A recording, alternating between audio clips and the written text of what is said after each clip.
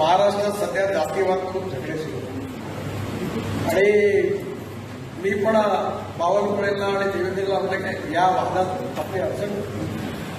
मी एक ठरवून टाकलं की जातीवाद पाळायचा नाही. कुठलाही माणूस जो आहे तो जातीने मोठा नाहीये, तो गुणाने मोठा आहे. आणि या समाजातली छुवाछूत अस्पृश्यता जातीयता समोर नष्ट झाली पाहिजे. आणि मी ठरवलं माझ्या मतदारसंघात 22 लाख मतदार म्हणजे गोव्यापेक्षा जास्त डबल आणि 40% मुस्लिम आणि दलित आणि सातत्याने काँग्रेस निवडून येणारा मतदारसंघात. आणि आता मी उभा होतो माझ्या इकडले पाच आणि तिकडले पाच बंद झाले की एकटा निवडून पाहतो. पण मी लोकांना सांगितलं की मी जात पात पाळणार नाही. जो करेगा जात की बात उसको कसके मारूंगा लात. सरळ कमी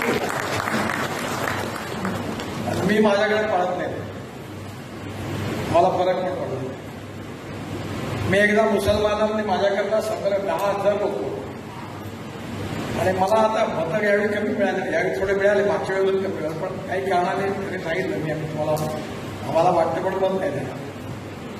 मी त्यांना सांगितलं तुम मत देने के पहले याद रखना प्योर चड्डी वाला हूं, RSS वाला हूं, बाद में पछताओगे.